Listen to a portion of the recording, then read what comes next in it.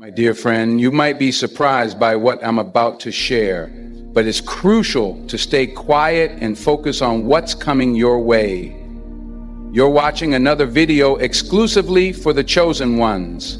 If you are not a believer of Christ, it is likely that you will not watch this video to the end. Feel free to turn it off, as the message may not resonate or vibrate with your soul or spirit. However, if you are a true chosen one, you will fully understand everything I'm about to explain. Chosen ones, this message you're about to hear is a divine revelation, designed to awaken your spirit, strengthen your faith, and remind you of who you truly are in Christ. As you listen, prepare for chains to be broken and for your purpose to become clearer than ever before. Let God's word speak directly to your heart, for He has chosen you for such a time as this. Faith is personal. Let that sink in. You can borrow money, you can borrow advice, but you cannot borrow faith. That's between you and God. Your struggles, they're personal. Your fears, personal. Your battles, personal. But listen to me. The God who created you, the God who breathed life into your very soul, He is also personal. He is not some distant figure sitting on a throne, unmoved by your pain. No, He is right there with you in the struggle, in the fire, in the storm. So when life knocks you down, where do you turn? Do you run to temporary fixes? To the bottle? To the credit card? To people who don't even care about you? Or do you fall at the feet of Jesus? Because let me tell you something. Only one of those options leads to life. Only one of those options will sustain you. The world will offer you distractions, but Christ will offer you deliverance. This isn't just about religion. This isn't just about saying the right words. This is about surrender. True faith is not an event. It's a journey. It's a daily decision to trust God, even when the report is bad, even when the odds are against you, even when it feels like you're losing. God is not asking for perfection. He's asking for pursuit. And if you're listening to this right now, it's because He's calling you deeper. He's calling you to trust Him like never before. Chosen ones, it's time to stop running, stop doubting, and start believing that the same God who brought you this far is not about to leave you now. Before we go any further, welcome to the channel. If you haven't subscribed yet, take a moment to do so. Turn on notifications so you never miss a message from God. Be an ambassador of hope, a messenger of assurance to those who feel forgotten. If this message speaks to you, don't let it stop with you. Step boldly in faith and declare your agreement with God's word. Leave a comment, not just as a casual gesture, but as a powerful declaration of your faith. If this resonates with your spirit, type 777 in the comments as a sign of faith. To all who support this mission, we extend our deepest gratitude. Your generosity is a true blessing, helping us spread God's light and encouragement to those who need it most. Hold on. Keep your faith. Your miracle is closer than you think. My dear friend, to better understand today's message I'm sharing with the chosen ones, I invite you to join me in the story of Jairus from the Bible. Jairus was a man of power, a leader in the synagogue, someone who commanded respect and influence in his community. He was accustomed to making decisions, to guiding others, to being the one people came to for answers. But when his daughter was dying, all of that became meaningless. His position could not save her. His status could not heal her. His knowledge could not bring her back from the brink of death. So he did something that no one would have expected.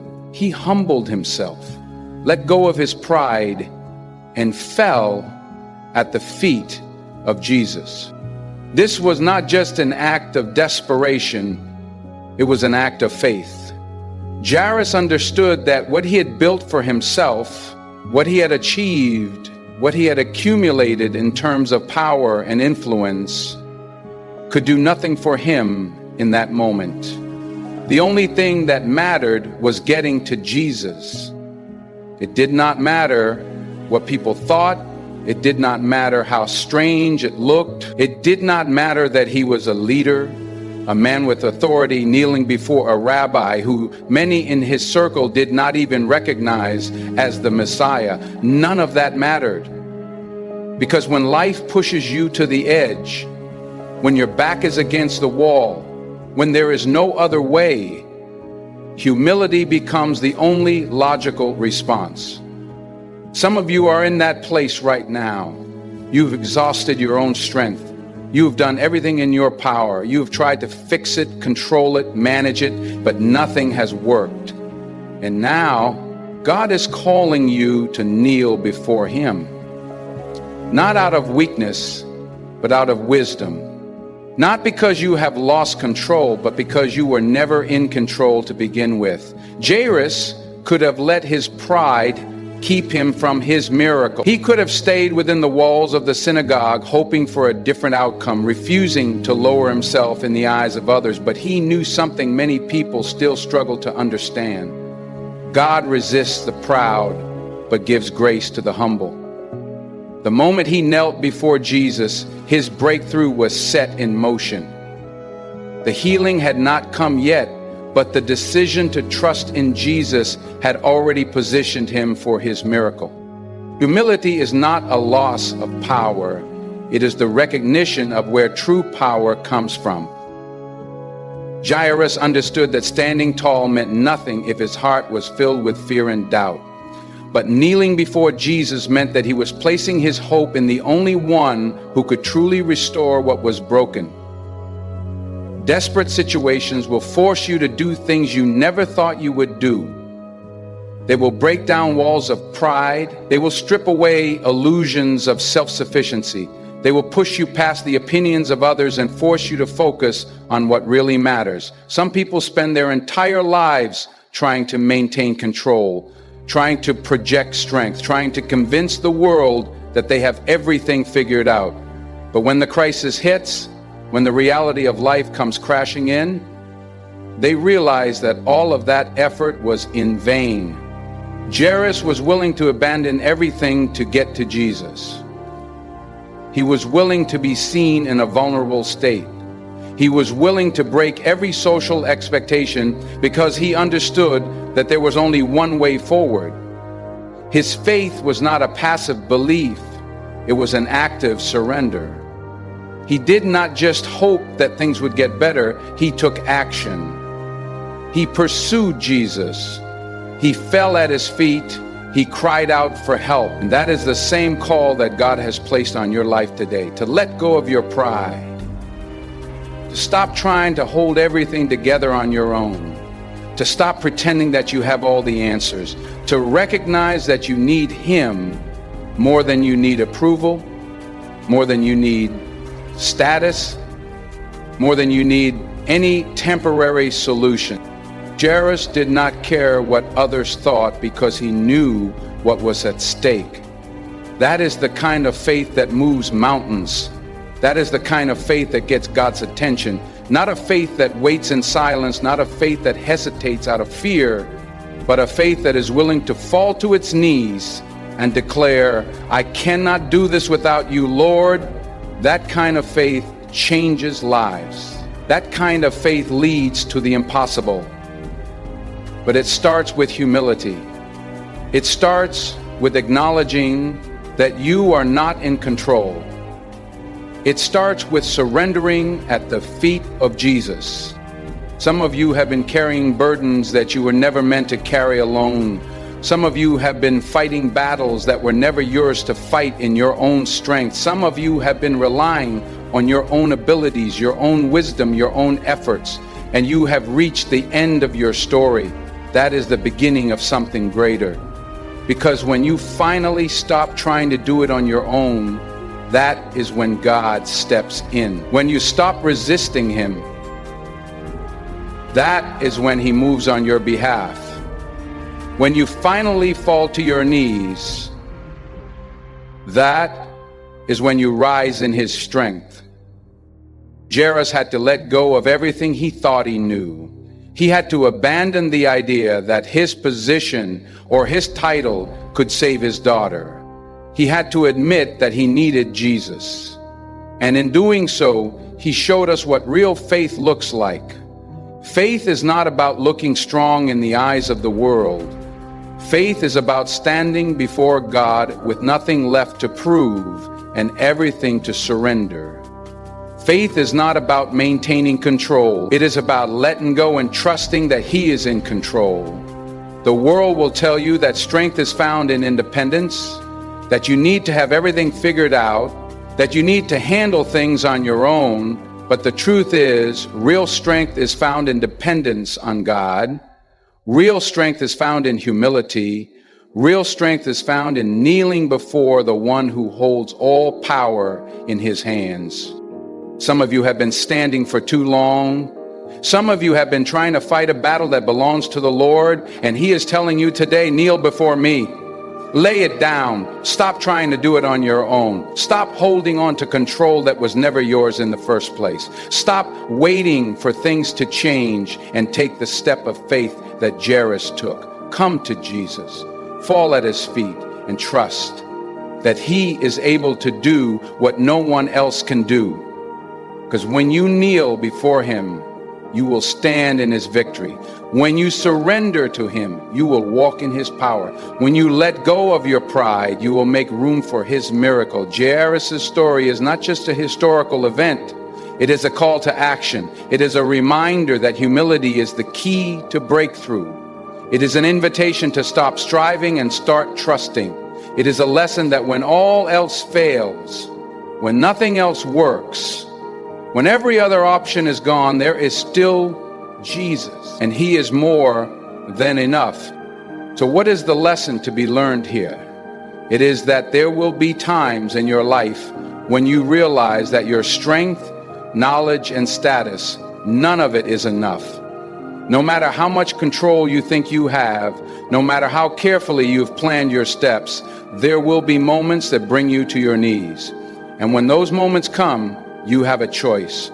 You can cling to your pride, hold on to your way of doing things, refuse to acknowledge that you need help, or you can surrender. You can let go of the illusion of control and turn to the one who holds the entire universe in His hands.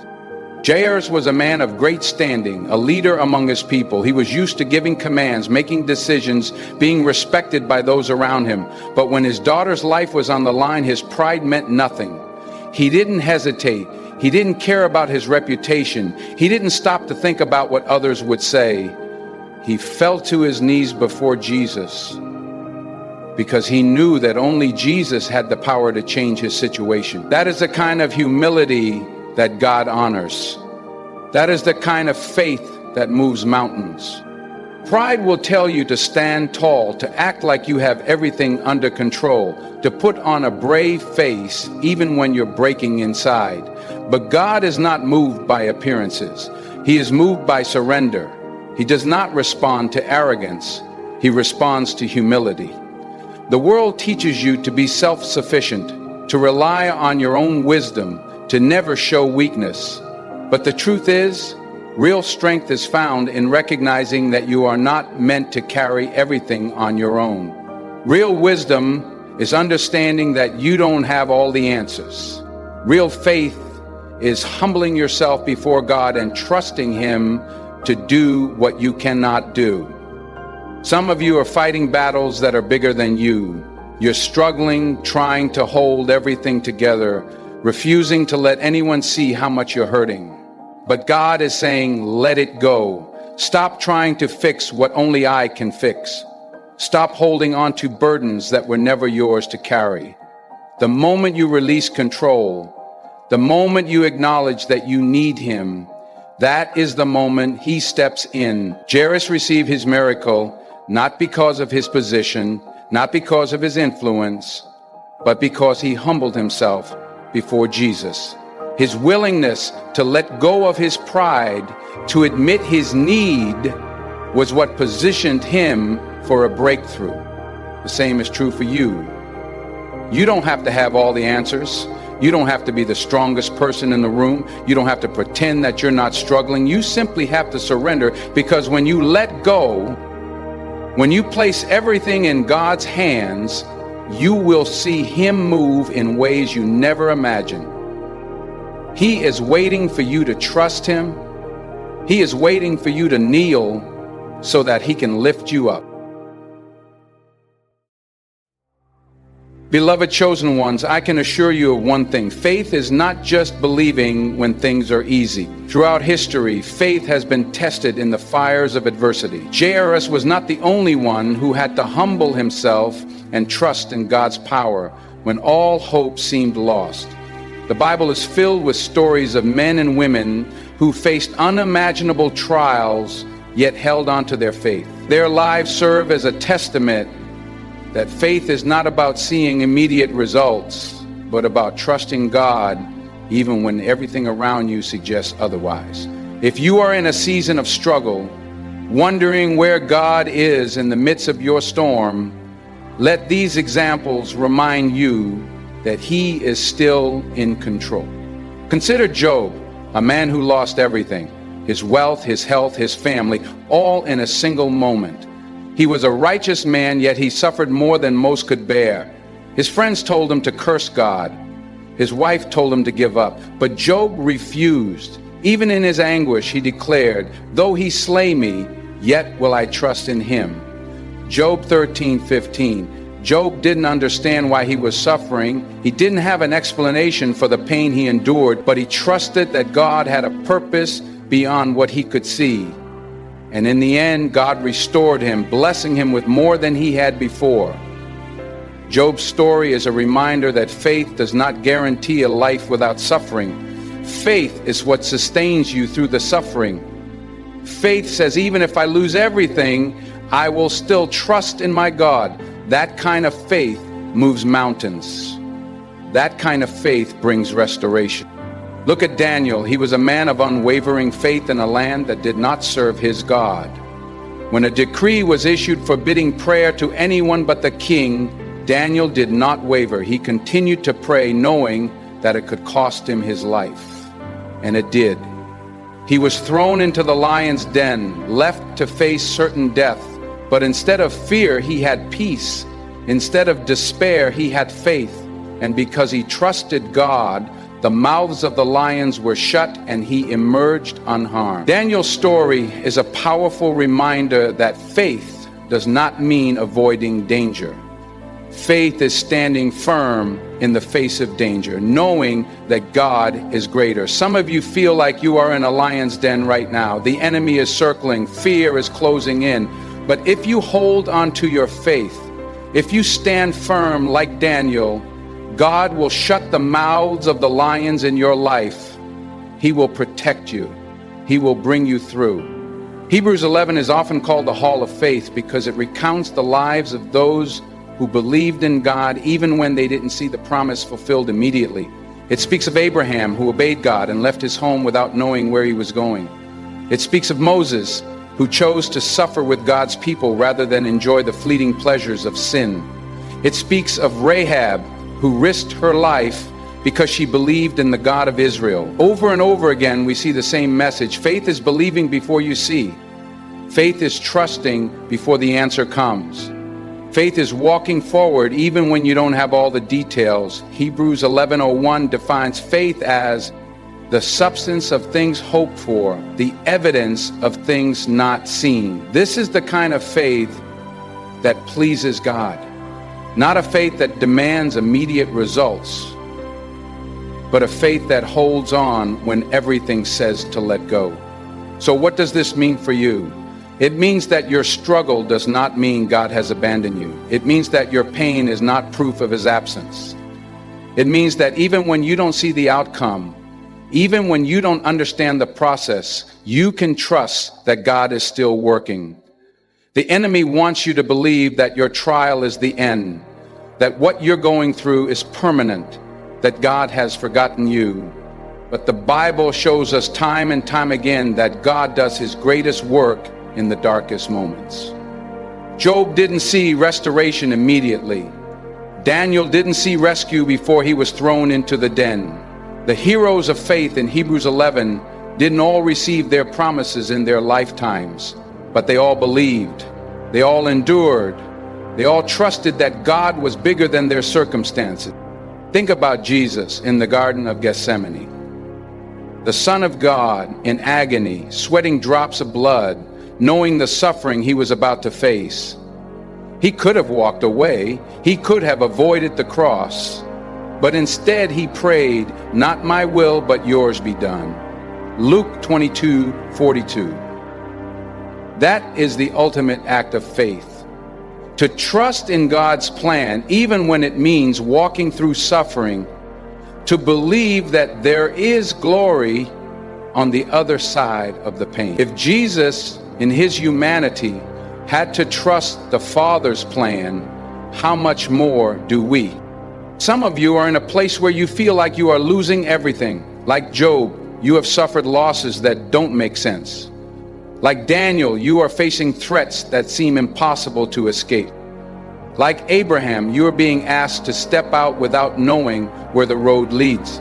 Like Jesus, you are in a season of great trial, wondering if you have the strength to keep going. Let these stories remind you, faith is not about avoiding difficulty. Faith is trusting God in the middle of it. Faith is knowing that the trial is not the end of your story, that God has a purpose, that He is still in control. Maybe you have been asking God, why? Maybe you have been waiting for an answer, for a breakthrough, for a miracle that seems delayed. But let me remind you of something powerful. God's timing is perfect. Jairus had to wait while Jesus healed the woman with the issue of blood. Job had to endure before he was restored. Daniel had to spend a night in the den before his rescue came. The waiting is not a sign of God's absence. The waiting is where your faith is refined. The waiting is where you learn to trust Him. So today, make a decision. Do not let fear dictate your faith. Do not let doubt rob you of your hope. Do not let the enemy convince you that your situation is too far gone for God to redeem. Remember the lessons of Scripture. Remember the men and women who stood firm in the fire, who faced their storms with courage, who held on to faith even when the answers did not come immediately. Remember that the God who rescued them is the same God who walks with you now. Faith is not about understanding everything. Faith is about trusting that God does. Faith is not about having control. Faith is about knowing that God is in control. Faith is not about seeing the whole picture. Faith is about believing that God is painting something greater than you can imagine. If you hold on to that, if you stand firm like Job, if you trust like Daniel, if you walk forward like the heroes of Hebrews 11, you will see God move in ways beyond your understanding. Your faith will not be wasted. Your pain will not be in vain. Your story is not over. The God who was faithful to them will be faithful to you. Trust Him, and He will lead you through. Beloved chosen ones, through the story of Jairus, I can also affirm that there is no love like the love a parent has for their child. There is no greater responsibility in life than being a parent. From the moment a child is born, a parent's heart is filled with an overwhelming desire to protect, nurture, and guide them. You want to shield them from pain, prevent them from making mistakes, and ensure that they grow up safe, strong, and successful. But the truth is, as much as you love your children, you are not their ultimate protector. God is. As much as you want to be in control, there will come a time when you realize that the safest place for them is not in your hands, but in His.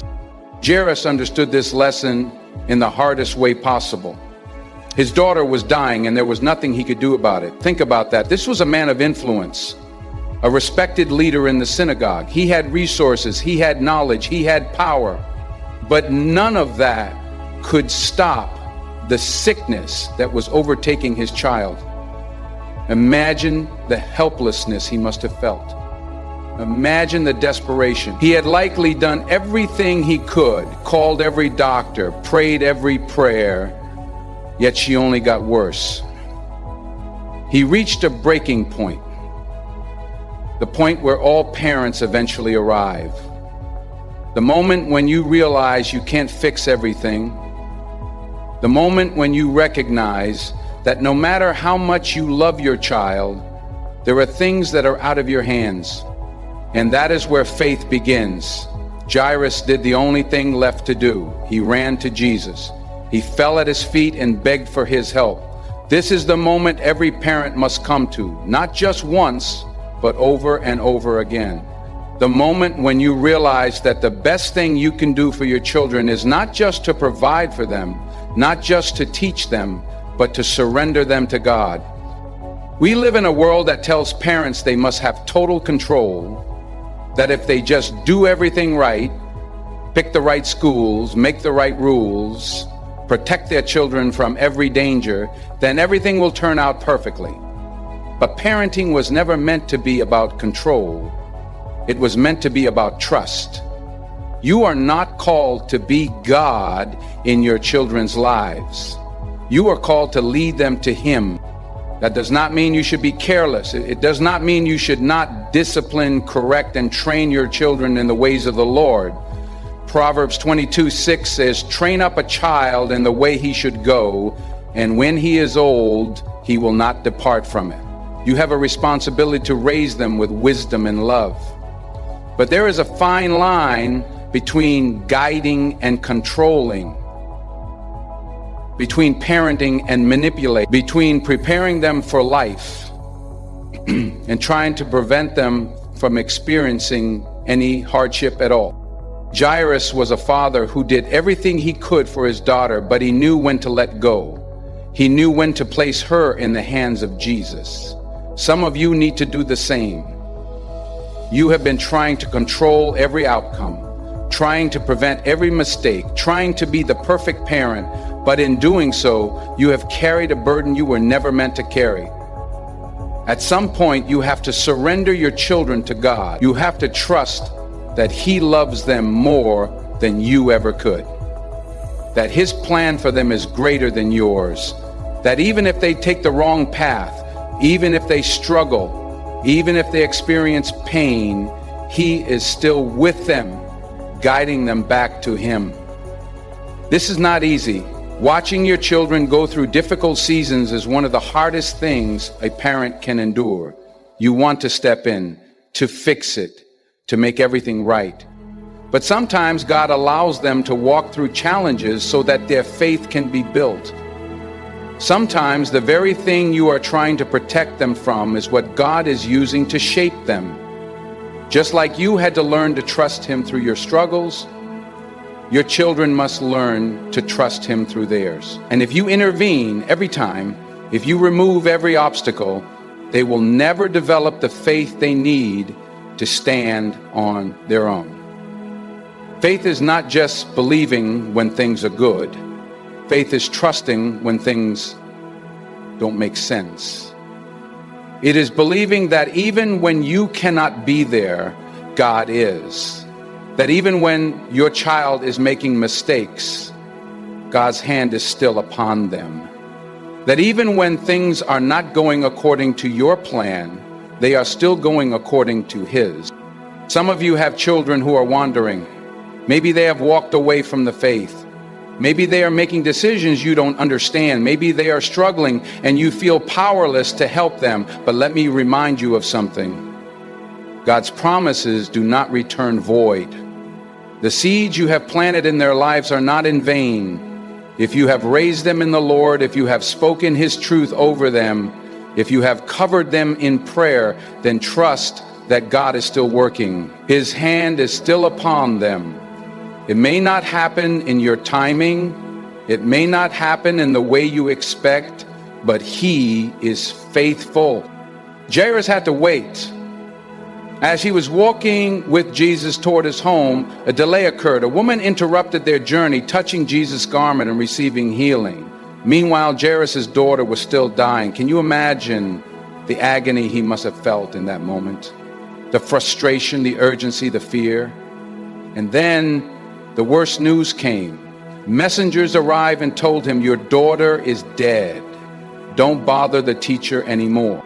Some of you have received that kind of report. You have been praying, believing, waiting, and instead of things getting better, they got worse. Instead of a breakthrough, you received bad news. And now the enemy is whispering in your ear saying, "It's over. Stop praying, stop hoping, stop believing." But listen to what Jesus said to Jairus in that moment. "Don't be afraid, just believe." Those words are for you too. Just because things look dead does not mean they are over. Just because the situation seems impossible does not mean God is done. Just because you don't see the answer yet does not mean it is not on the way. Faith does not stop believing when the situation looks hopeless. Faith says, "I trust you, Lord, even when I don't understand, even when it hurts, even when it seems like nothing is changing." Your children's future is in God's hands. Your job is to pray, to guide, to love, but ultimately to trust. Faith is not a one-time decision. It is a daily choice, just like parenting is not a one-time responsibility, but a lifelong journey. There will be seasons of joy, seasons of challenge, seasons of celebration, but through it all, God is constant. Jairus had to walk home, still believing, still trusting, even when the situation looked impossible. But when he arrived, he witnessed the power of Jesus. His daughter was not lost. She was not beyond saving. With just a word, Jesus raised her back to life. God is still in the business of restoration. He is still in the business of redemption. No matter how lost, how broken, how far gone your child may seem, trust that Jesus is walking with you.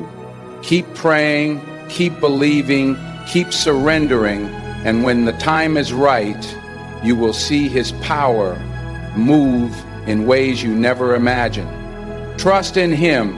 Let go of the need for control. Place your children in his hands, knowing that the same God who has carried you will also carry them.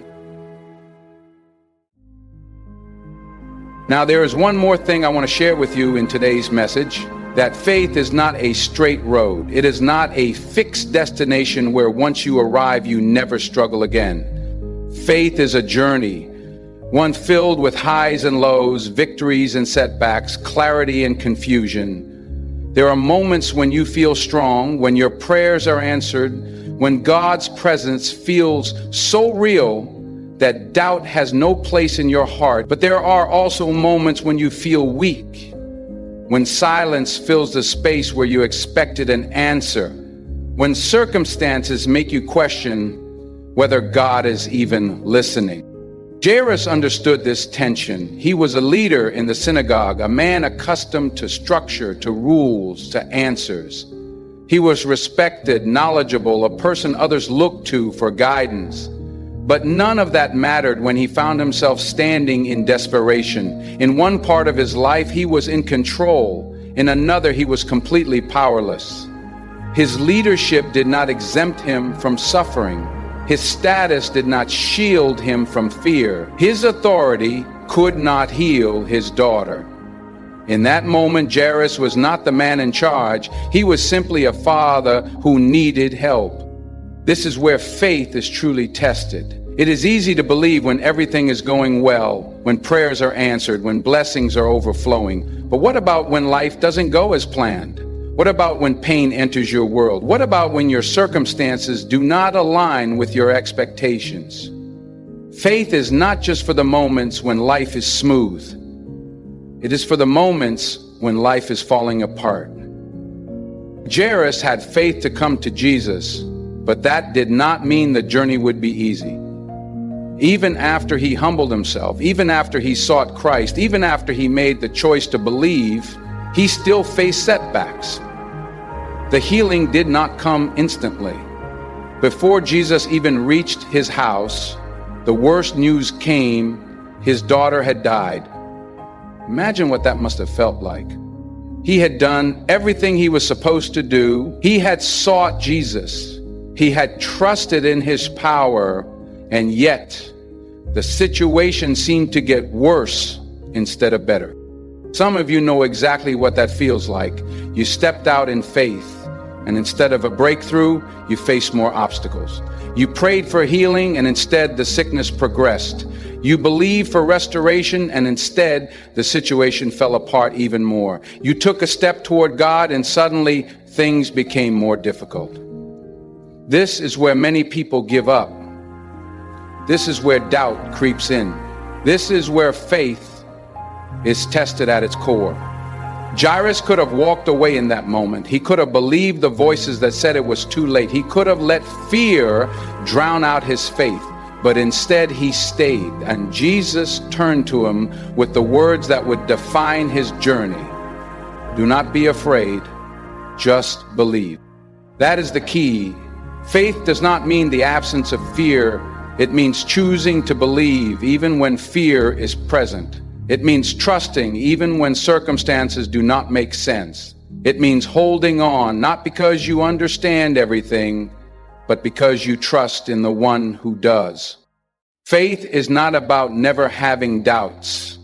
It is about refusing to let those doubts dictate your decisions. It is about pressing forward when everything in you wants to turn back. It is about staying close to Jesus even when your situation looks hopeless. Jairus had to make a choice. He could listen to the voices that told him to give up, or he could listen to Jesus. He chose faith. He chose to keep walking. He chose to keep believing. And because of that, he saw a miracle that no one else thought was possible. Some of you are in that moment right now. You have taken the step of faith, but the breakthrough has not come yet. You have prayed, but the answer has not arrived. You have trusted, but your circumstances still seem impossible. And God is telling you the same thing he told Jairus. Do not be afraid, just believe. Because faith is not a one-time event. It is a journey. And like any journey, there will be moments of uncertainty. There will be detours. There will be obstacles. But those moments do not mean God has abandoned you. They do not mean his promises are void. They do not mean your faith was in vain. Every great man and woman of faith in the Bible had to walk through difficult moments. Abraham had to wait decades for the promise to be fulfilled.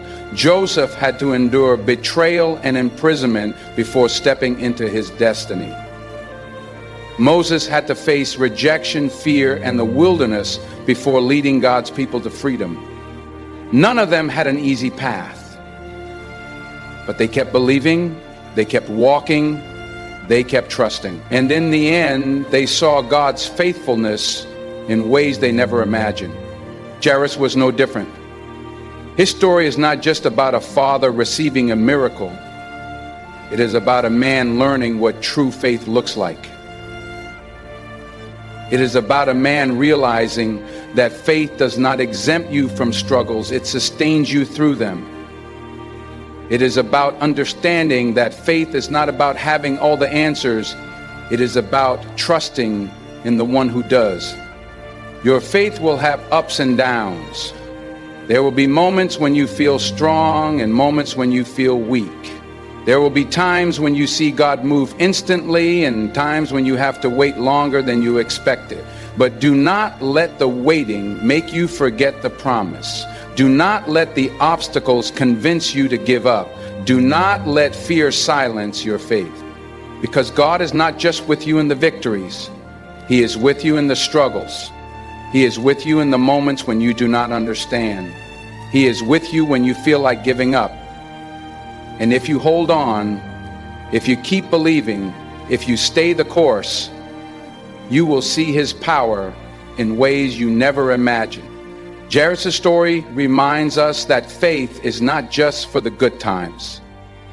It is for the desperate times. It is for the moments when nothing makes sense. It is for the times when everything in you wants to give up, but you choose to believe anyway. So if you are in a season of struggle, if your journey of faith has felt more like a battle than a blessing, take heart. God is still working. The story is not over. The answer is still coming. Hold on to your faith. Keep walking with Jesus, because just like Jairus, you may be moments away from the miracle you have been praying for.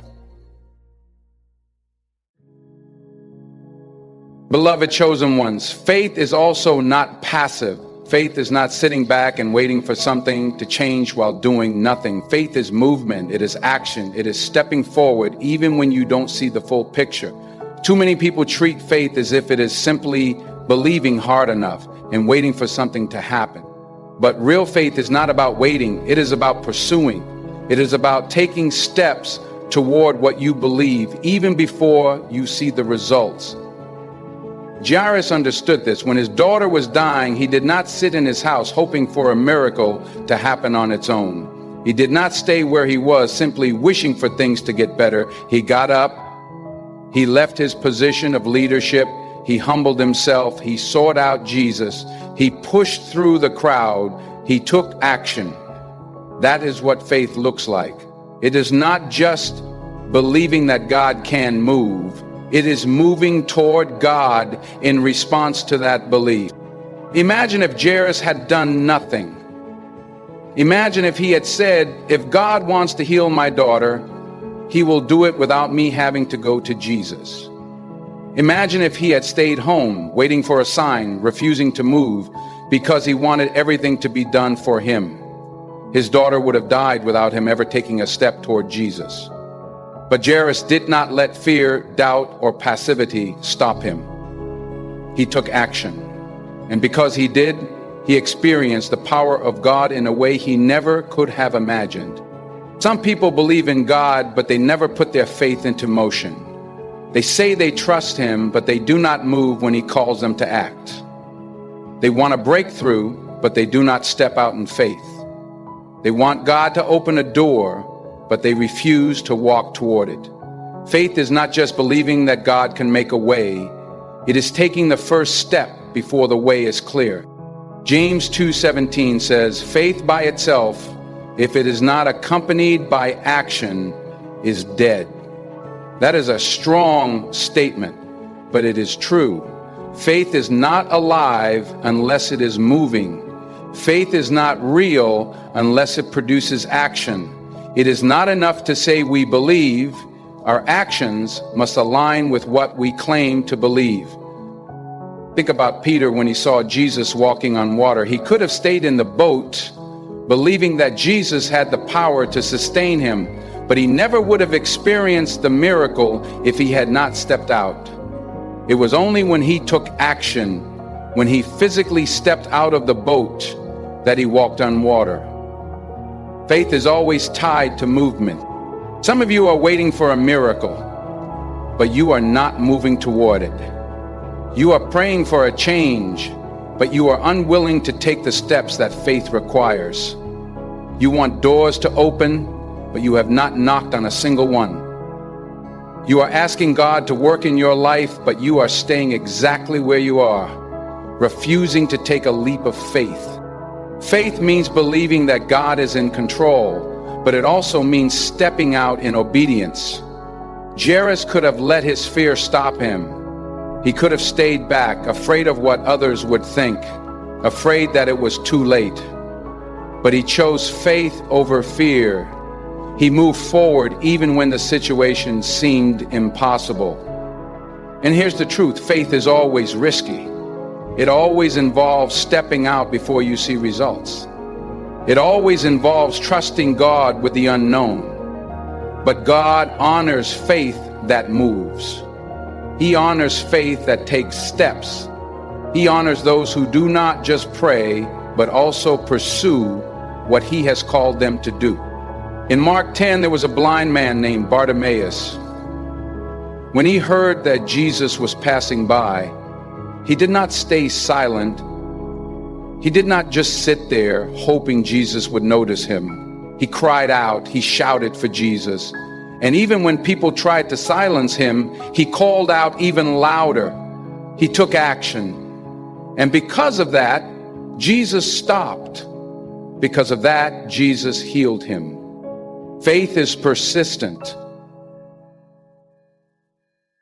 Faith does not wait for perfect conditions. Faith does not wait until it feels safe. Faith does not wait for everything to fall into place before moving forward. Faith steps forward first, trusting that God will provide the next step. Jairus did not wait for an invitation. He did not wait for everything to be convenient. He went after Jesus because he believed that Jesus was his only hope. That is what some of you need to do today. You need to stop waiting and start moving. Stop waiting for every detail to make sense. Stop waiting for God to give you the full picture. Stop waiting until you feel ready. Faith does not require you to feel ready. Maybe you have been waiting for the right time to start that business, to launch that ministry, to step into what God has called you to do. Maybe you have been waiting for a sign, waiting for confirmation, waiting for things to be easier. But what if Jairus had waited? What if he had hesitated? His daughter would not have been saved. His faith had to move immediately, without hesitation. And because of that, he experienced the miracle. Some people think that faith means sitting still and letting God do everything. But the Bible is clear, faith and action must go together.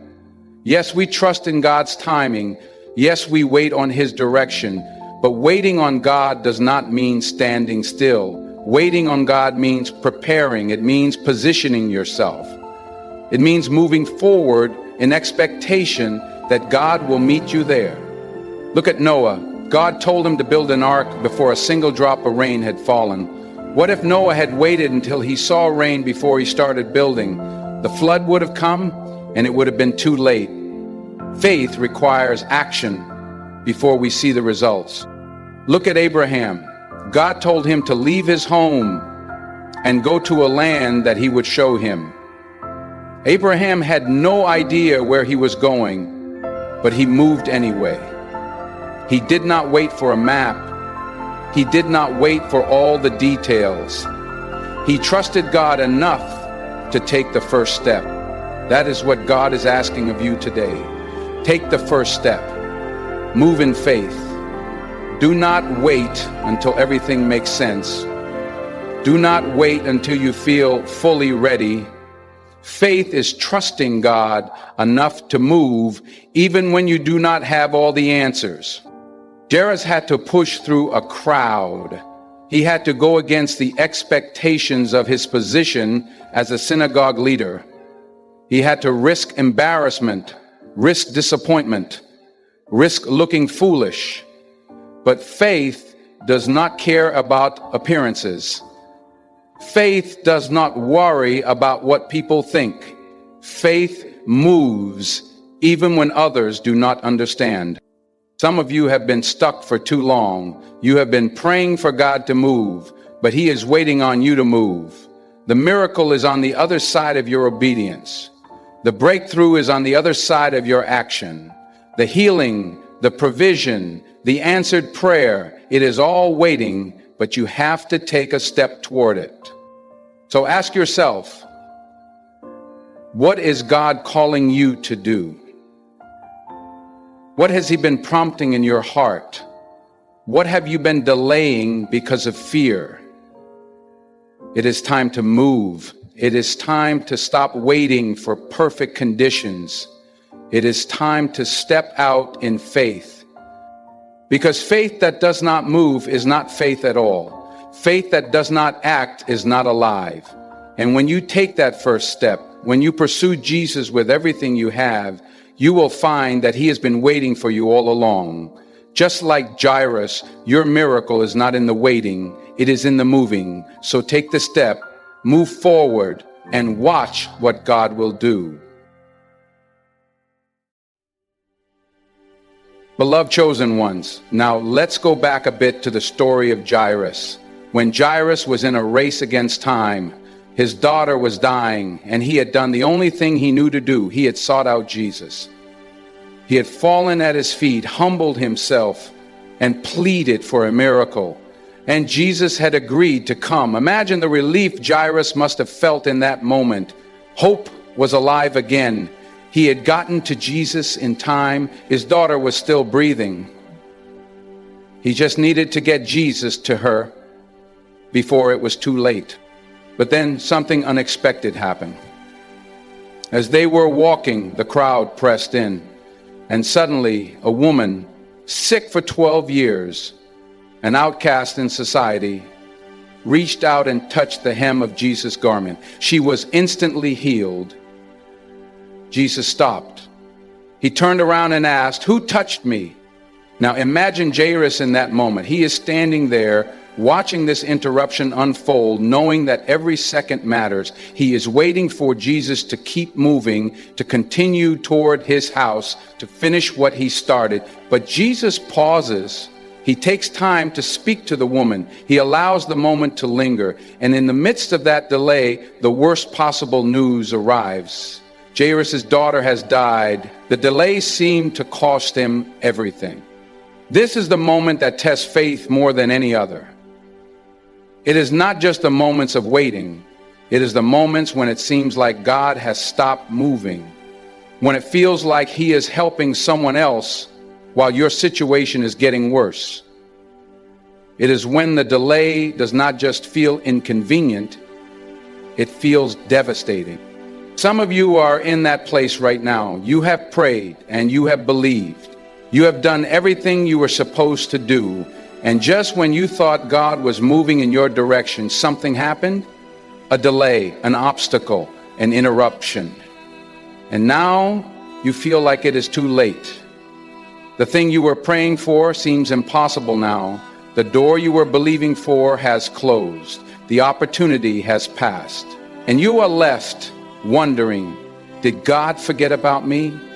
But here is the truth. The delay is never a denial. The interruption is never the end of the story. What feels like a setback is often a setup for something greater. Jairus thought time had run out. The people around him told him to give up. Your daughter is dead, they said. Why bother the teacher anymore? Maybe you have heard those words in your own life. Maybe the enemy has whispered them into your spirit.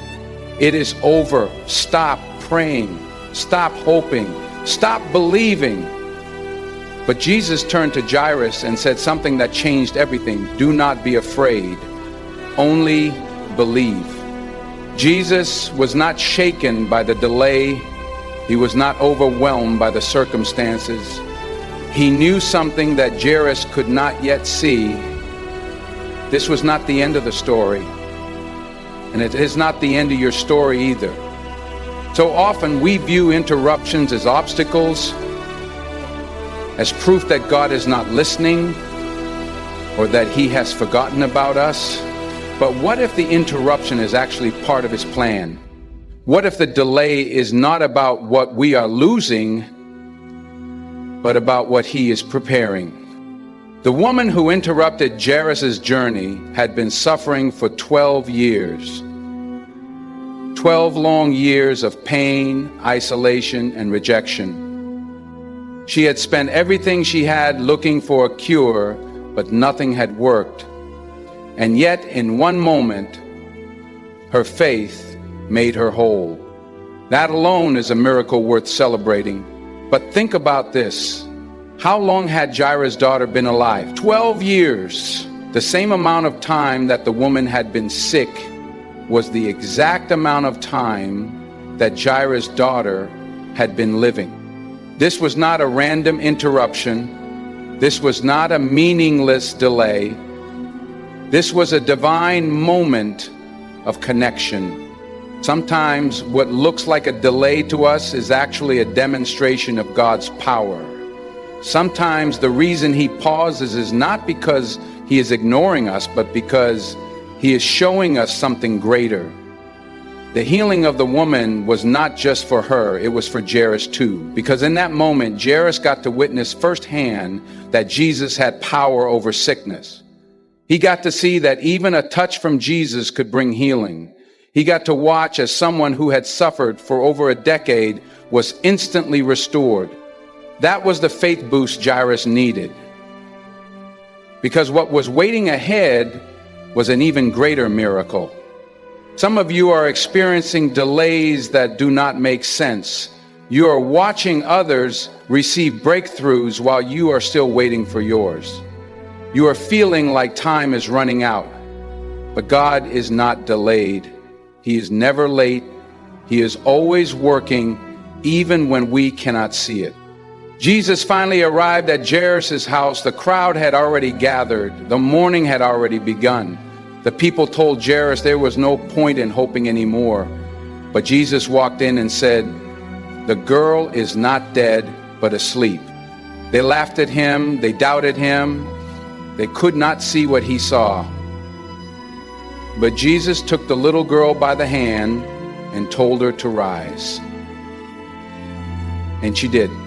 What seemed like a tragic ending was actually a divine setup. What looked like a hopeless situation was about to become one of the greatest miracles recorded in Scripture. Jairus thought the delay had cost him his daughter. But the delay was part of the process. It was part of the story, and the same is true for you. The delay in your life is not a sign that God has forgotten you. The interruption is not proof that your prayer has been ignored. Sometimes God pauses because he is preparing something greater. Sometimes he lets you witness a miracle in someone else's life so that your faith will be strong enough to receive your own. So do not give up. Do not let the delay make you doubt. Do not let the interruption shake your faith. God is still moving. He is still in control. Your story is not over. The delay is not a denial.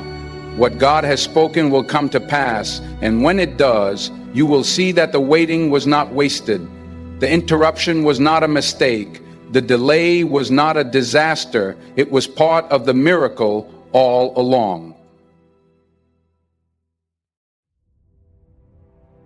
Beloved chosen ones, now let me tell you something that I'm sure you've experienced.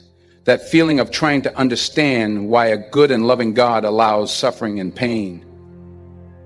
When we face loss, when our prayers seem unanswered, when tragedy strikes, we are left with questions that shake us to our core. Why does God allow bad things to happen? Why does he permit delays, disappointments, and heartbreak? If he is all-powerful, why doesn't he stop the suffering before it begins? These are not new questions. Every believer at some point in their faith journey wrestles with them. Even Jairus, a leader in the synagogue, must have wondered why his daughter had to die before Jesus arrived. If Jesus had just come sooner, if there had been no interruption, if things had gone according to plan, she could have been healed before death took her. But here is what we must understand. God's plan is not bound by human expectation. His power is not limited by what we perceive as too late. What looks like an irreversible tragedy to us is simply an opportunity for him to reveal his glory in a greater way. Jairus' daughter did not die because Jesus was weak. She did not die because God was absent. She died because God was setting the stage for something even more powerful than a healing. He was preparing a resurrection. This is the foundation of faith, trusting that God's will is greater than our understanding. We may not always see the full picture, but we can trust that He is working behind the scenes. Romans 8:28 reminds us of this truth. And we know that in all things God works for the good of those who love Him, who have been called according to His purpose. Notice it does not say that everything will be good. It does not promise a life free of suffering, but it assures us that all things, even the trials, even the heartbreaks, even the delays, are being woven into a greater purpose by the hands of a loving God. Many people believe that suffering means God has abandoned them, that if He truly cared, He would remove every obstacle, answer every prayer immediately, and prevent every hardship. But the Bible teaches something different. Suffering is not a sign of God's absence. It is often where His presence is revealed most powerfully. Consider Job, a man who lost everything, his wealth, his family, his health, yet refused to turn his back on God. His suffering was not meaningless.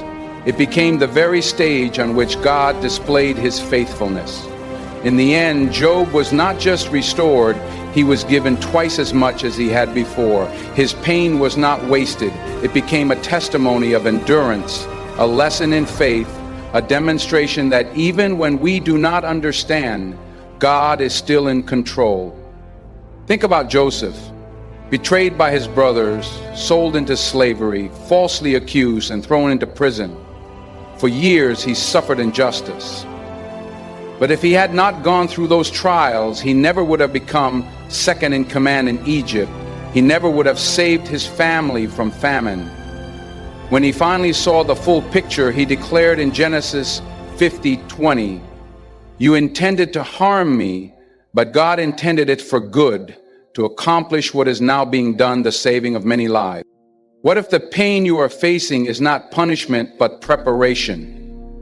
What if the very thing you see as an obstacle is actually the path to your greatest testimony? Look at Jesus Himself, the Son of God, perfect and without sin, yet He suffered more than anyone. He was betrayed, falsely accused, beaten, and nailed to a cross. His disciples must have thought all hope was lost. They watched Him die. They saw His body buried. It seemed like the end of the story, but it wasn't. 3 days later, He rose again. What seemed like defeat was actually the greatest victory in history. The pattern is clear throughout Scripture. God uses what looks like suffering to bring about something greater. He allows what seems like a loss to make way for something beyond human comprehension. Jairus did not know that his daughter's death was temporary. He did not understand why Jesus had delayed. But Jesus knew. He knew that the miracle Jairus needed was bigger than what he had asked for. He did not just want to heal the girl. He wanted to bring her back to life. And that is the truth many of us need to grasp. Sometimes we are praying for a healing and God is planning a resurrection. Sometimes we are asking for relief and God is preparing redemption. This is where faith is tested. It is easy to trust God when everything is going well. It is easy to praise Him when prayers are answered quickly, but real faith is forged in the fire of uncertainty. It is built when you keep believing, even when you do not see results. It is strengthened when you trust Him, even when life does not make sense. So how do we respond to suffering? How do we hold on to faith when everything in us wants to let go? First, we must remember that God's perspective is higher than ours.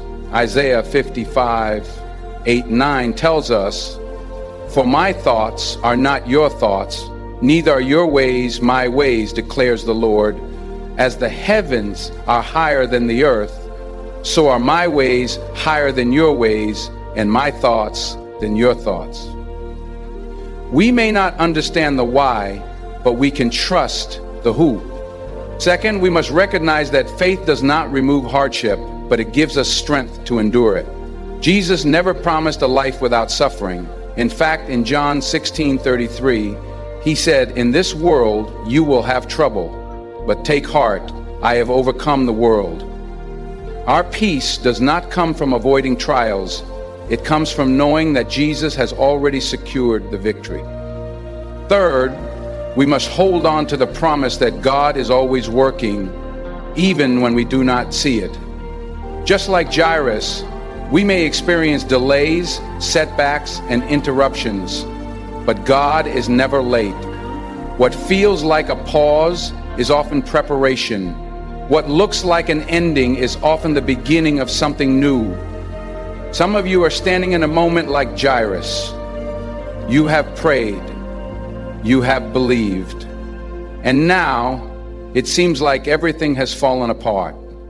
But just as Jesus told Jairus, he is telling you, do not be afraid, only believe.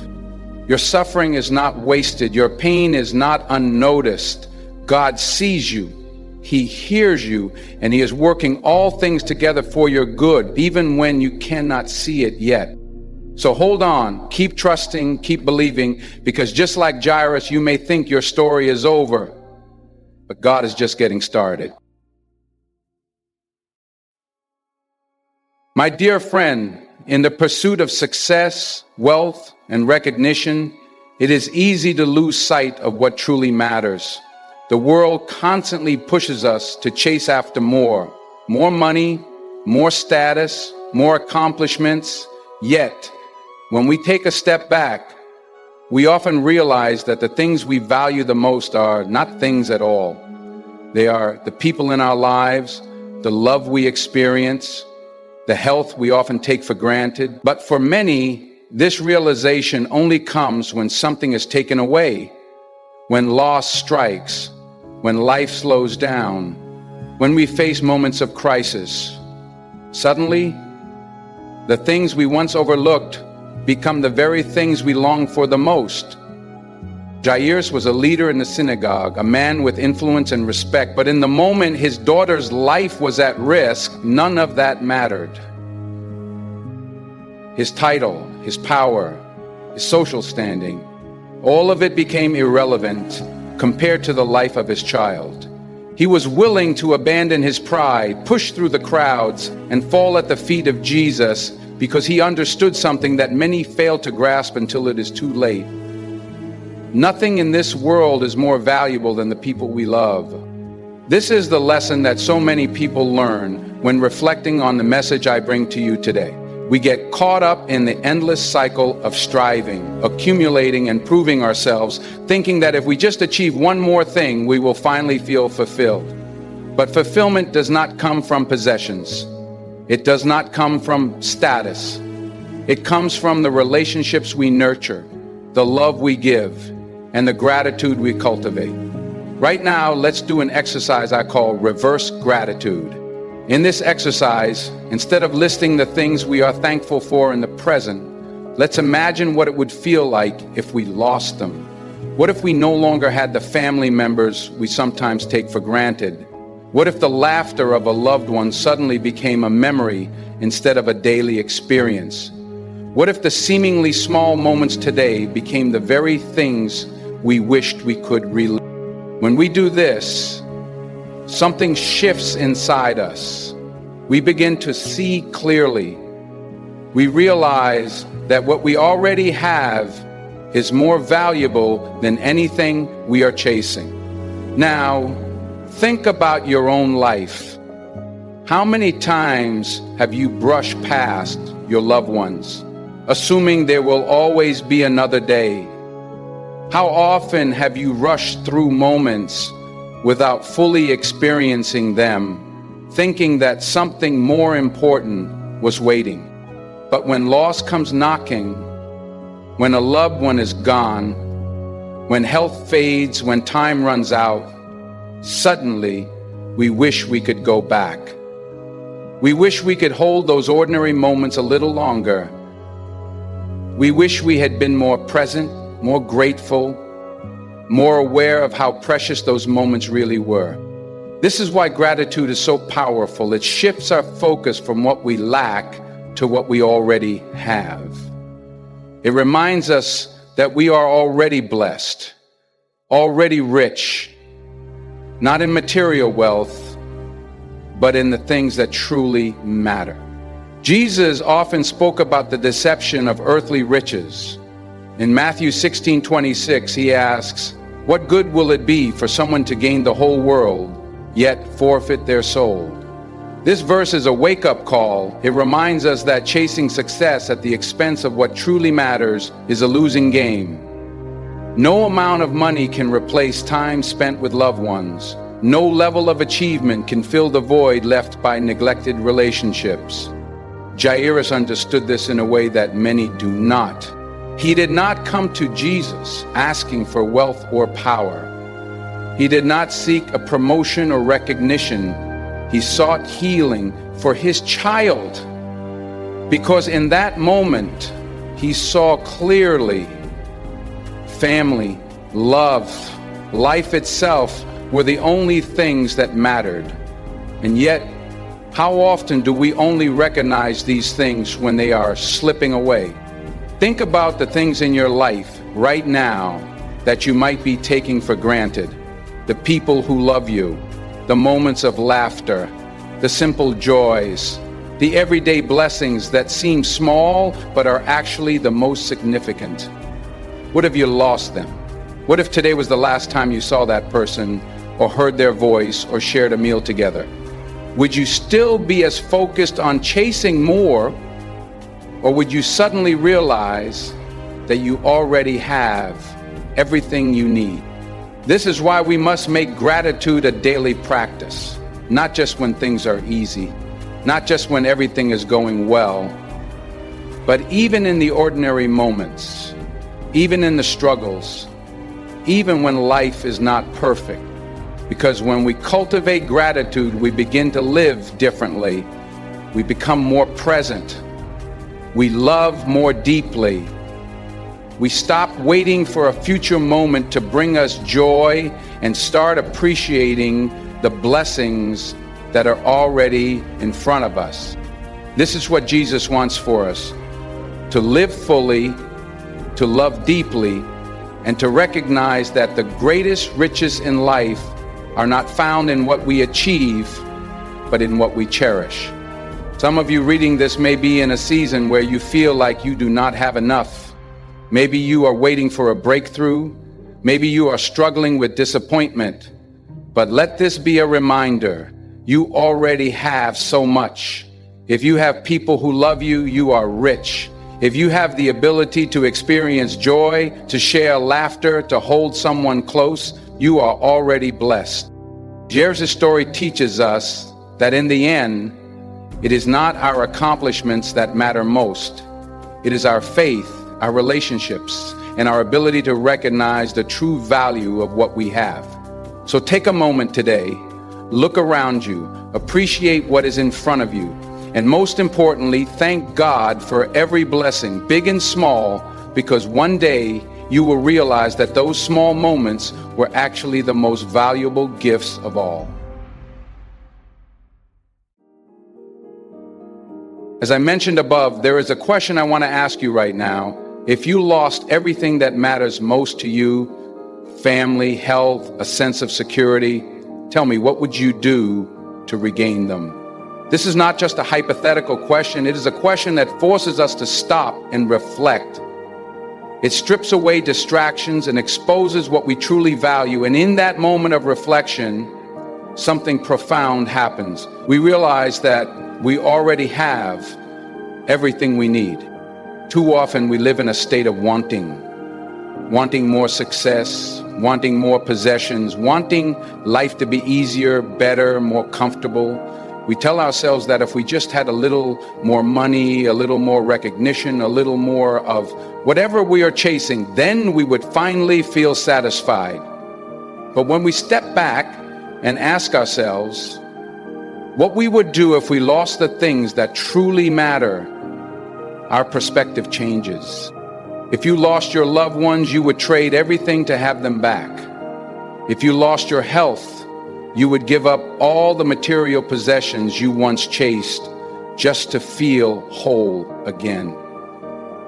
If you lost your peace, no amount of wealth or success would make up for it.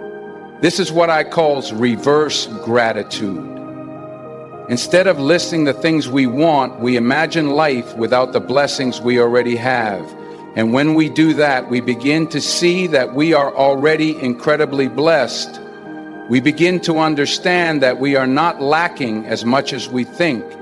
We realize that what we truly need has already been given to us. Psalm 23:01 says, "The Lord is my shepherd, I shall not want." This is one of the most powerful declarations in Scripture. It is not saying that we will have every material thing we desire. It is saying that with God, we already have everything we need. Think about that for a moment. If you have God, you have peace that cannot be taken away.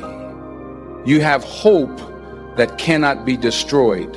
You have strength that does not depend on circumstances. You have a love that will never fail you. This is a radical mindset shift. The world teaches us that fulfillment comes from achieving more, from acquiring more, from reaching the next goal. But the truth is, if we are always focused on what we do not have, we will never see the blessings that are already in front of us. Jairus came to Jesus because he understood that all the influence, power, and respect he had in society meant nothing compared to the life of his daughter. In that moment, nothing else mattered. He was willing to leave behind everything, his reputation, his pride, his authority, because he realized that what he needed could not be found in the things he had built for himself. It could only be found in Jesus. Some of you are chasing things that will never satisfy you. You are spending your time and energy on things that in the end will not matter. And maybe God is asking you today to pause and recognize that you already have enough. That the peace, joy, and fulfillment you are searching for cannot be found in the temporary things of this world, but in the presence of God. If you lost everything today, would you still trust Him? This is a question that tests the foundation of our faith. It forces us to examine what we are truly building our lives on. Because if our security is rooted in money, in success, in status, then we are always one crisis away from losing everything. But if our security is rooted in God, we will never be truly lacking no matter what happens around us. When Jairus was told that his daughter had died, the people around him said, "Why bother the teacher anymore?" They believed that because the situation looked hopeless, it was over. But Jesus turned to Jairus and gave him a powerful command. Do not be afraid, only believe. Jairus had a choice in that moment. He could listen to the voices that told him to give up. He could listen to the voices that told him to give up. He could let fear take over. Or he could trust Jesus, even when everything seemed lost. And that is the choice we all have to make. When life does not go as planned, when we face disappointments, when we lose things that we thought we could not live without, do we let fear take over? Or do we believe, do we trust that God is still in control, that He is still working, that He has already provided everything we need? The problem is not that we do not have enough. The problem is that we do not always recognize what we have. Some of you are praying for blessings that you already possess. You are asking God for peace, but He has already given it to you. You just have to rest in it. You are asking for joy, but it is already available to you through Him. You are asking for provision, but He has never failed to take care of you. Jesus told Jairus not to be afraid because He knew the end of the story. He knew that what looked like a loss was actually an opportunity for a greater miracle. And the same is true for you. Maybe you are in a season of struggle right now. Maybe you feel like you are lacking something essential. But what if instead of focusing on what you do not have, you started recognizing what you do? What if instead of praying for more, you started thanking God for what He has already given? The truth is, if you have God, you have everything. Not everything you want, but everything you need. You have His grace that covers your mistakes. You have His strength that sustains you. You have His promises that never fail. You are not empty. You are not forgotten. You are not without hope. So today, instead of focusing on what is missing, focus on what is present. Instead of worrying about what you do not have, rejoice in what you do. Instead of chasing after more, rest in the fact that you are already blessed beyond measure. Because when you have Jesus, you are never truly lacking. And when you live with that understanding, you will stop chasing the things that do not matter and start embracing the fullness of what God has already placed in your life. Beloved chosen ones, there are moments in life when you feel like you are at the end of your strength. The battle is too long, the weight is too heavy, the pain is too much. You look at your situation and wonder if things will ever change. You have prayed, you have fought, you have believed, but the breakthrough still seems far away. And in those moments, the enemy whispers, "Give up." But I came here to remind you today, this is not the end of your story. No matter how dark it feels, no matter how defeated you may seem, God has already declared victory over your life. The battle you are facing has already been won. The enemy wants you to think that you are alone, that you are losing, that there is no way out. But the truth is, God is still in control and He is not finished yet. Jairus thought he lost. He had done everything right. He had sought out Jesus. He had believed for healing. He had walked in faith. But then the news came, your daughter is dead. It felt like the worst case scenario. It felt like defeat. But Jesus turned to him and said, "Do not be afraid, only believe." Some of you need to hear that today. The enemy has told you it is over, but Jesus is telling you, do not be afraid, only believe. The enemy has tried to bury you in fear, but Jesus is calling you to stand in faith. The situation may look impossible, but Jesus has the final say. This is where faith becomes more than just a word. This is where you have to rise up and say, I will not let fear win. I will not let doubt steal my promise. I will not give up because my God is greater than my circumstances. And I want you to take action on that belief today. Wherever you are, stand up. Yes, physically stand up.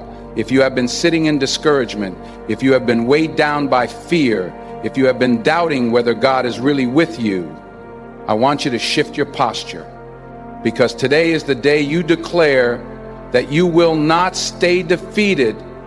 Maybe you have been feeling like Jairus in that moment, watching someone else receive their breakthrough while you are still waiting for yours. Maybe you have been praying for years and wondering when your miracle is coming. Maybe you are tired, worn out, and ready to quit. But God is saying, hold on just a little longer. Victory is coming. The answer is on the way. The delay you are experiencing is not denial. The struggle you are facing is not the end. Just like Jairus, you might think time has run out, but God is preparing something greater than what you expected. And when that moment comes, when you see the miracle unfold, you will realize that everything you went through was part of the testimony. Every tear, every setback, every night you spent wondering if God was listening, it will all make sense when you see what he was doing behind the scenes. If you believe that God is working in your life, if you are choosing faith over fear today, I want you to declare it. Say it out loud. I am not defeated. My breakthrough is coming. My God is greater than my circumstance. And if you are ready to step into that faith, if you are believing for victory, I want you to take action right now. Drop a 777 in the comments as a declaration of faith. Let it be a sign that you are standing with the chosen ones, a part of a movement of believers who refuse to let fear win. And as you do, let the spirit of praise rise in you. Play a song that reminds you of God's faithfulness. Maybe it's I'm Still Standing, maybe it's Waymaker, maybe it's God is Enough. Whatever it is, let it fill your spirit. Let it remind you that no matter what you face, you are not alone and you are not losing, because your God has already won. At the end of today's message, I affirm one thing, that faith was never meant to be walked alone. Too often, people believe that their relationship with God is a solitary journey, something they must figure out on their own. But throughout Scripture, we see a different pattern. Faith is strengthened in community. We are called to stand together, to lift each other up, to pray for one another, and to bear one another's burden. Jairus understood this. He did not stay isolated in his fear. He did not sit in his home trying to handle his daughter's illness alone. He sought out Jesus. He reached beyond himself and into the presence of the one who had the power to change everything. And when he did, he was not alone. The disciples were there. The crowd was there. The faith community surrounded him. Some of you are struggling right now, but instead of reaching out, you are carrying your burdens alone. You tell yourself that no one will understand. You convince yourself that you must be strong, that asking for help is a sign of weakness. But that is not how God designed faith to work. Ecclesiastes 4:9 says, 2 are better than 1 because they have a good return for their labor. If either of them falls down, one can help the other up. But pity anyone who falls and has no one to help them up. You were not created to walk this road by yourself. God designed you to be part of a family, a spiritual family that stands with you, prays for you, and encourages you when your faith is weak. Think about it. When Jairus received the worst news of his life, when they told him his daughter had died, it was not his faith alone that carried him forward. Jesus immediately spoke to him, telling him, do not be afraid, only believe. Sometimes when we are weak, we need others to remind us of the truth. Sometimes when we are discouraged, we need voices of faith to silence the fear. Sometimes when we feel like giving up, we need a community to stand beside us and say, keep going, God is still in control.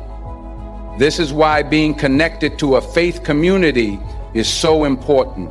It is not just about attending church on Sundays. It is about building relationships with people who will stand with you in your struggles, celebrate with you in your victories, and walk with you in your journey with Christ. If you are facing a difficult season right now, do not face it alone. Reach out to someone in your church. Ask for prayer. Join a small group.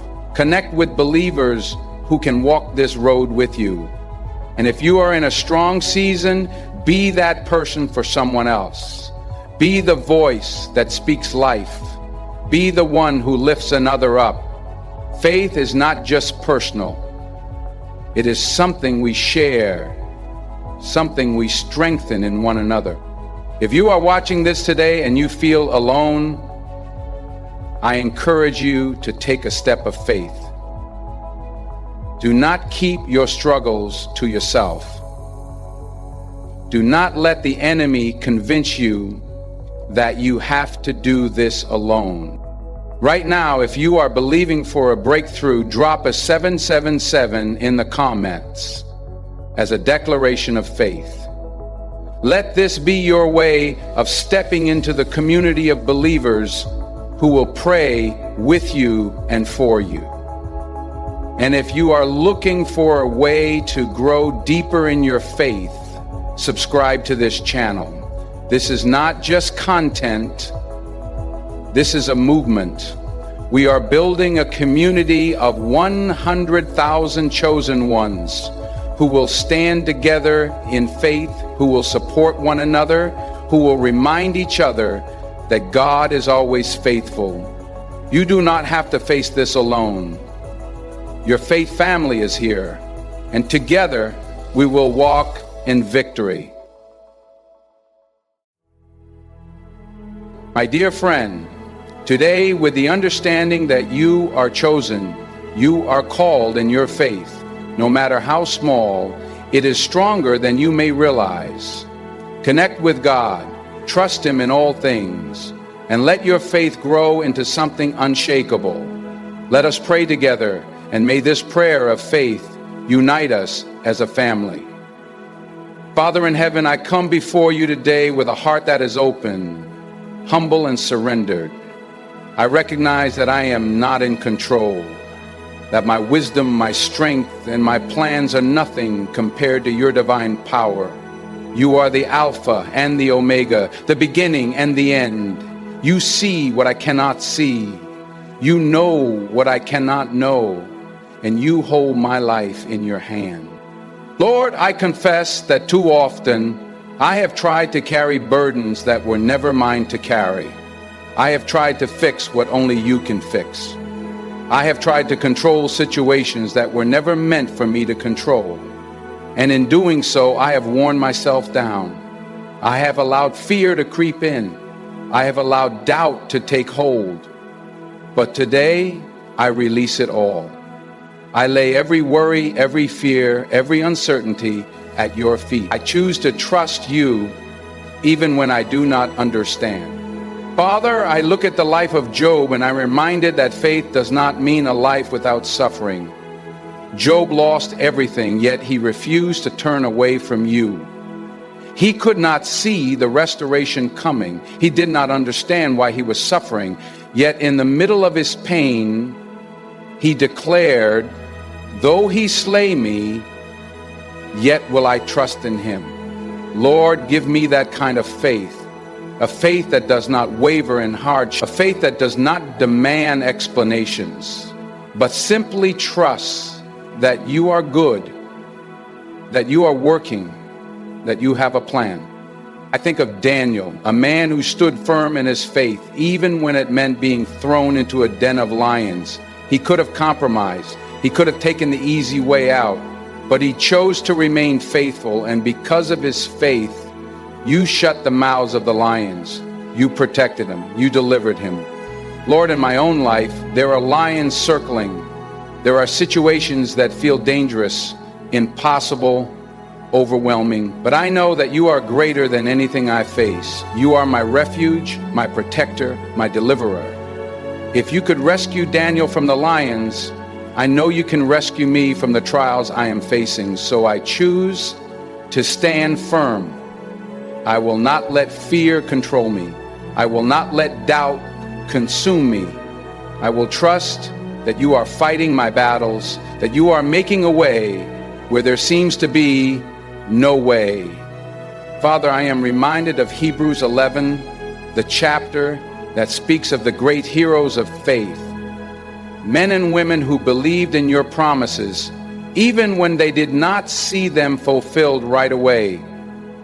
Abraham, who left everything he knew, not even knowing where he was going, but trusting that you were leading him. Moses, who chose to suffer with your people, rather than enjoy the pleasures of sin. Rahab, who took a risk because she believed in your power. These people did not always see immediate results. They faced hardships. They endured struggles, but they held on. They believed in you. They trusted in your plan. Lord, help me to have that same kind of faith. A faith that is not dependent on my circumstances. A faith that believes even when I do not see. A faith that walks forward even when I do not understand the full picture.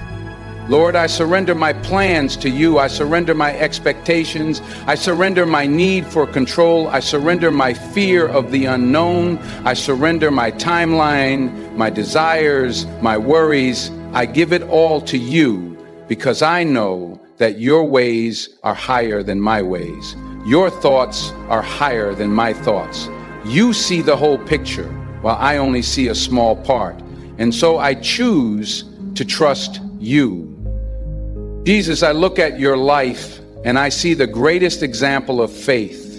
In the Garden of Gethsemane, you faced the greatest trial of all. You knew the suffering that was ahead of you. You knew the weight of the cross you would bear.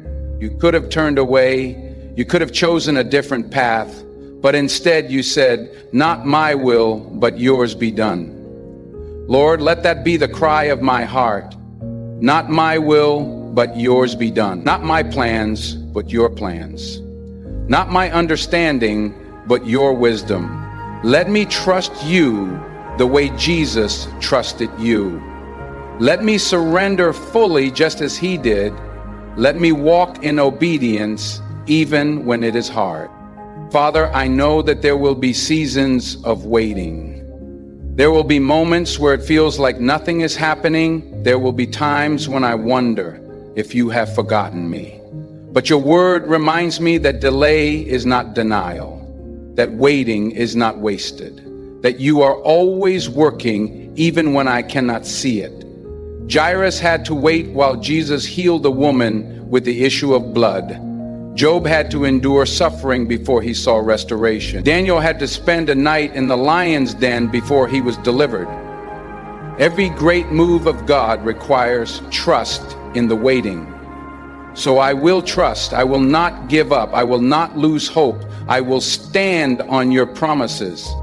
Lord, I lift up every person who is struggling right now, those who feel lost, those who feel forgotten, those who are fighting battles that no one else can see, those who are crying out for an answer, for a breakthrough, for a miracle. Remind them that you are near. Remind them that you see them, that you love them, that you have not abandoned them. Give them peace that surpasses all understanding. Strengthen their faith. Encourage their hearts. Let them know that they are not alone, that you are with them, that you are working on their behalf. Father, I pray for clarity, for wisdom, for discernment, for the ability to hear your voice above the noise of the world. Help me to recognize when you are speaking. Help me to be obedient when you call me to step out in faith. Help me to have the courage to move when you say move, and the patience to wait when you say wait. I pray for a heart that is steadfast, unwavering, anchored in your truth. A heart that does not fear when storms arise. A heart that does not falter when challenges come. A heart that trusts in you completely, because you are my rock, my refuge, my strength, my salvation. Lord, I choose to praise you now, not just when the answer comes, not just when the breakthrough happens, not just when the miracle arrives, but now, in the middle of the storm, in the waiting, in the uncertainty, because I know you are good. I know you are faithful. I know you are working, and that is enough. So I lift my hands in surrender. I lift my voice in worship. I lift my heart in faith, because you are my God. You are my hope, and you will never fail me. In Jesus' mighty name, I pray. Amen. Finally, if this message has inspired or blessed you, We humbly invite you to support this channel in any way you feel led. Your contributions allow us to continue spreading God's word and sharing his love with those who need it most. Whether through your prayers, your likes, or by sharing this message, your support is a gift beyond words. Take a moment to like this video, subscribe to our channel, and share it with someone who may need encouragement today. Your engagement helps this community grow, allowing us to reach even more lives with the light of Christ.